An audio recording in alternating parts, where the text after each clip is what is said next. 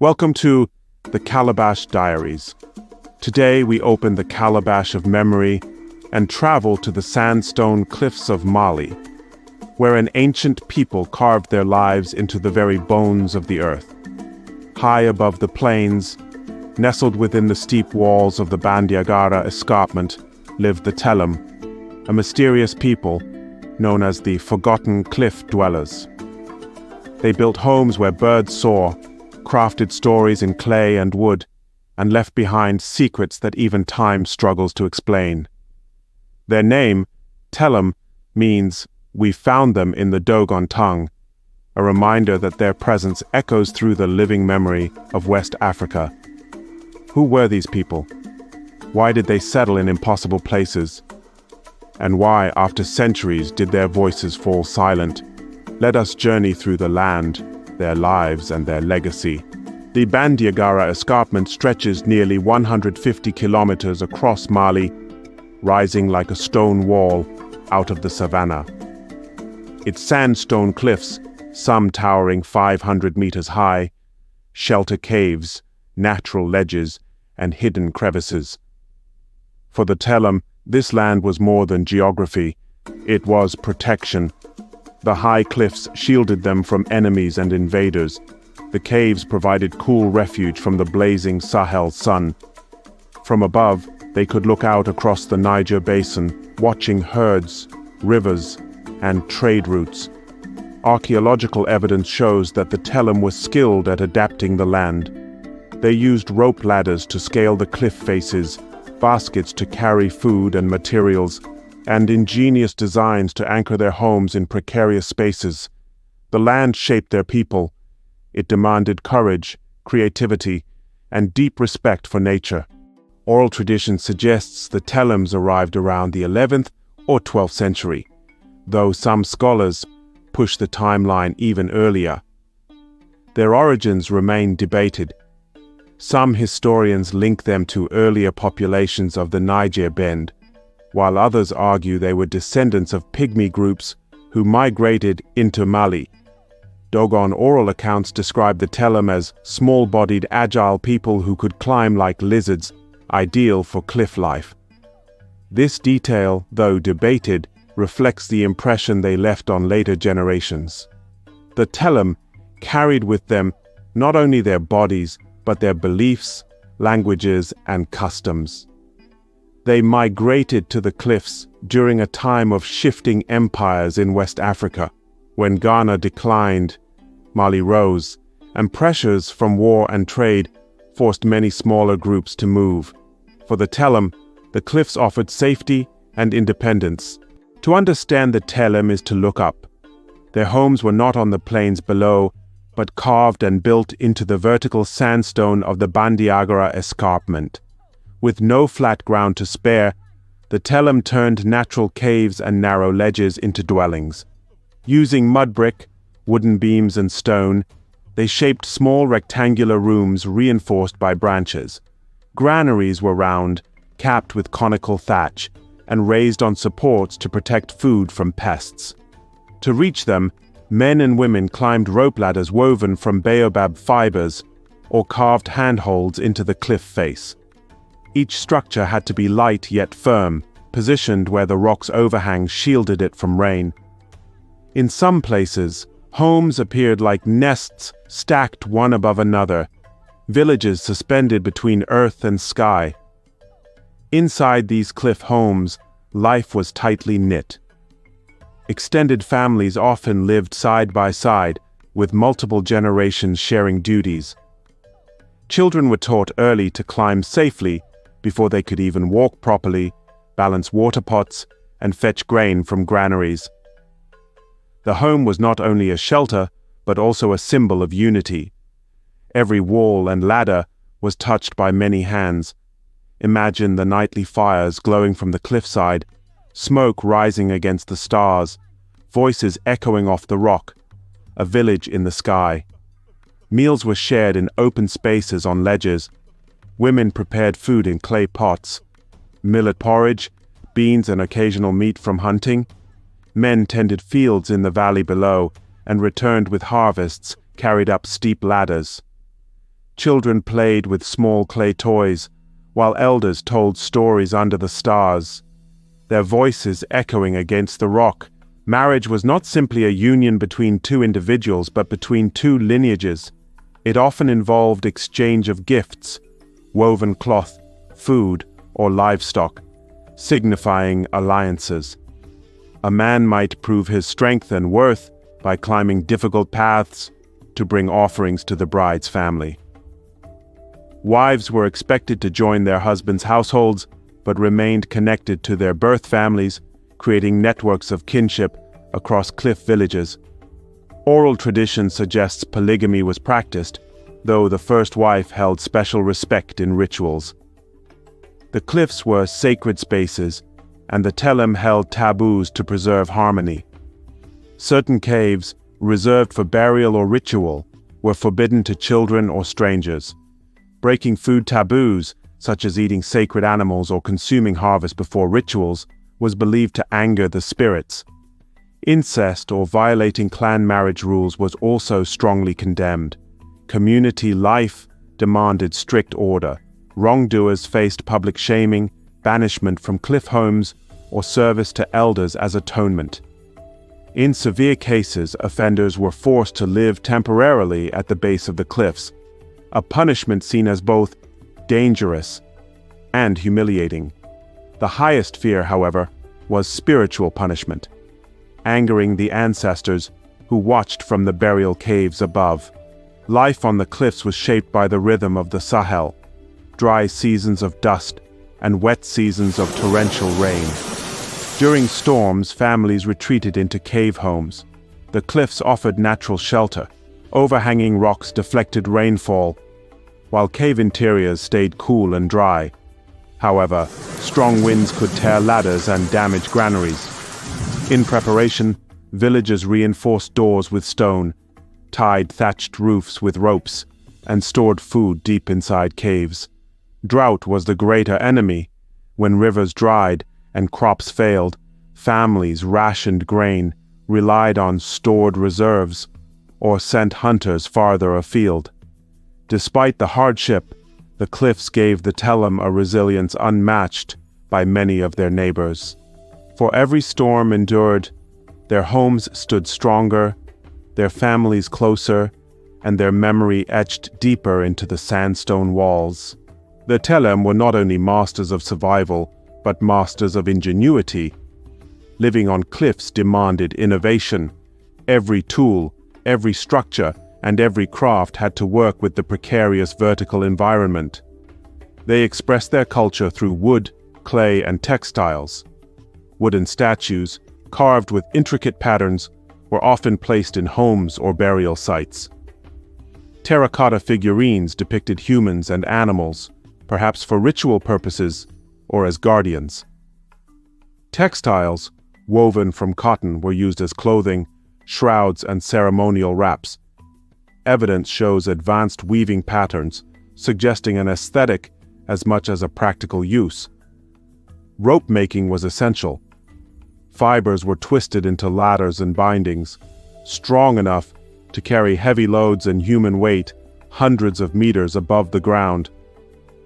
Mud brick, stone, and timber were combined cleverly to form dwellings that could withstand both wind and rain. Granaries were elevated, small windows provided ventilation, and angled roofs channeled water away. They also developed tools for farming and hunting, simple iron hoes, sickles, and knives, along with baskets for collecting and storing food. These tools enabled them to exploit the cliffs and the valley below efficiently. Though remote, the Tellem were connected to wider Sahelian trade networks. Caravans from the Niger basin brought salt, kola nuts, iron, and beads. The Tellem offered fine pottery, carved wood, and cotton cloth in return. Trade was both economic and social. Alliances, marriage arrangements, and exchange of ideas traveled along with goods. Even in isolation, the Tellem were part of a dynamic West African world, influencing and being influenced by neighbors. Art and technology were not just practical. Many objects carried spiritual meaning. Carved statues could represent ancestors. Terracotta animals could symbolize protective spirits, and even the placement of tools in homes could honor cosmic order. The cliffs were a workshop, a marketplace, and a spiritual stage, all at once. For the Tellem, death was not an end. It was a passage to a world above and beyond, just as their homes clung to the cliffs. Every cliffside tomb, every wooden coffin, every clay vessel told a story of reverence, fear, and hope. When a person died, the community observed a careful and solemn ritual. The body was washed, wrapped in fine cloth or animal skins, and accompanied by belongings, small tools, jewelry, pottery, or food. These items were thought to ease the journey into the spirit world. The deceased were carried up rope ladders or along carved paths to cliffside burial chambers. Only certain adults, often elders or specialized clan members, were allowed to perform this ascent. Some oral accounts suggest that ladders were ritually blessed before use, ensuring the safe passage of the soul. Upon placement, the coffin was oriented carefully, sometimes facing the rising sun or the valley below, symbolizing life continuing in the land of the living. Granaries and special offerings were sometimes included nearby, creating miniature homes for the departed. Mourning was both private and communal. Families would spend days in the dwelling of the deceased, fasting or refraining from certain foods, while singing laments that echoed off the cliffs. Children were taught to respect silence and the sacredness of burial spaces. The wider community joined in rituals, bringing food and gifts to honor the deceased's life. Special dances and chants were performed, connecting the living to ancestors through rhythm, voice, and movement. Mourning periods could last weeks, during which marriages, births, and other ceremonies were postponed. The Tellem believed that the cliffs were a bridge between the living and the dead. Burial chambers were not merely places to store bones. They were guardians of the living, protecting families from misfortune, floods, and enemies. Ancestors were thought to watch over daily life, ensuring that taboos were respected and justice maintained. Some stories recount that spirits of the deceased would appear as shadows or lights on the cliffs during full moons, guiding travelers and warning against danger. The high placement of tombs symbolized closeness to the sky and the cosmic order, emphasizing that life and death were intimately connected to the land. In times of famine, epidemic, or conflict, the Tellem adapted. Larger chambers were prepared, and special rituals invoked protection from the ancestors. Burial was conducted rapidly, but still carefully, to maintain spiritual order. The community believed that neglecting proper rites could anger the spirits, bringing drought, illness, or misfortune to the living. Archaeologists today find these cliffside tombs, coffins, and grave goods as profound evidence of Tellem culture.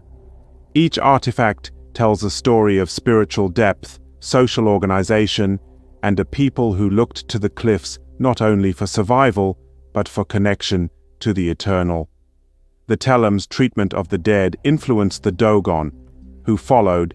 Echoes of cliffside burials, ancestor veneration, and sacred caves remain embedded in Dogon spiritual practice.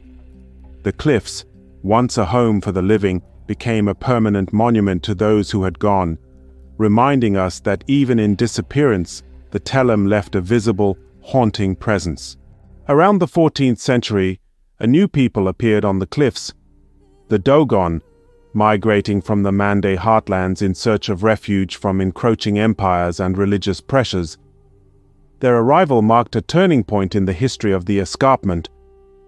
The Dogon encountered the Tellem, already settled on the cliffs. Oral tradition tells of both conflict and collaboration. Some Tellem may have welcomed them, others likely resisted the newcomers. Over time, the two cultures shared knowledge, climbing techniques, agricultural methods, and craft skills. The Dogon eventually established permanent homes alongside or above former Tellem dwellings. They built temples, granaries, and ceremonial spaces, sometimes preserving the older Tellem structures as sacred sites. Dogon religion and cosmology, rich in ancestor worship, may have absorbed aspects of Tellem beliefs, particularly the reverence for cliffside tombs and protective spirits. This blending created the unique Dogon culture known today, where sky, rock, and human life are intertwined. The Dogon maintained clan-based communities, but learned from the Tellem the art of living vertically. Marriage alliances, communal labor, and rituals became integrated into cliff life. Tellem granaries, tools, and art influenced Dogon designs, creating a palimpsest of culture etched into stone. By the time the Tellem disappeared, their presence lived on through Dogon art, architecture, and oral history. The escarpment remained alive with layered memories, homes, tombs, and ceremonial spaces coexisting. For visitors today, the cliffs tell a story of continuity, adaptation, and cultural transmission spanning centuries. To this day, the Dogon say, "We found them here." By the 16th century, the Tellem as a distinct people had vanished from the cliffs of Bandiagara. Their disappearance remains one of West Africa's most enduring enigmas. Historians and archaeologists suggest multiple factors. Climate shifts may have caused droughts or crop failures, forcing communities to descend to lower lands. Conflict with neighboring groups, including expanding Dogon populations, could have led to displacement. Disease, famine, and migration are all likely contributors. The Tellem left no written records. Their language, songs, and oral histories disappeared with them. The name Tellem itself is from the Dogon, meaning "we found them," hinting that even their identity was preserved only through the memory of others. Oral tradition turns their disappearance into legend. Some stories suggest they could fly or vanish into cliffs, while others say they were absorbed quietly into Dogon society.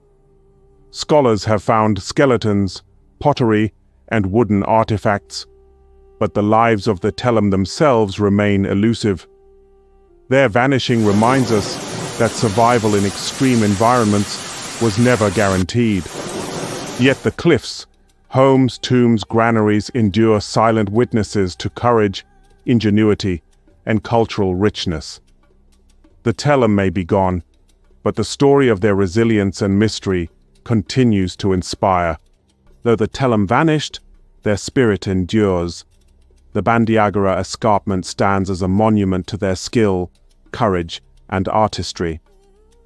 The Dogon preserved elements of Tellem life, architecture, climbing techniques, burial practices, and art. Today, Dogon villages retain cliffside homes, granaries, and sacred spaces influenced by their predecessors. Artifacts discovered in caves, wooden statues, pottery, and granaries allow scholars to piece together Tellem culture. Museums across Mali and beyond display these treasures, offering a glimpse into a vanished people. The escarpment is now a UNESCO World Heritage Site, attracting scholars, travelers, and history enthusiasts. Visitors climb ladders, explore caves, and gaze at the cliffside granaries, experiencing a fraction of Tellem ingenuity. The Tellem remind us that ingenuity and courage can flourish even in the harshest landscapes. Though centuries have passed, their story continues to inspire, teaching modern Malians and the world about the power of adaptation, community, and memory. From the towering cliffs of Bandiagara to the quiet tombs hidden in sandstone, the Tellem lived a life of ingenuity, courage, and mystery. Though their voices have long vanished, their homes, their art, and their stories remain etched into the escarpment, whispering lessons of resilience, creativity, and the enduring power of memory. The Dogon inherited these cliffs, preserving fragments of a vanished world, yet the Tellem continue to inspire every step, every rope ladder, every granary still clinging to the rocks. Thank you for joining us on this journey into the skies and the past. From Mali's forgotten cliff dwellers to the enduring spirit of Africa's ancient civilizations, the Calabash Diaries will continue to open doors to worlds once thought lost. Until next time, may your curiosity rise as high as the cliffs, and may the stories of our ancestors guide every path you climb.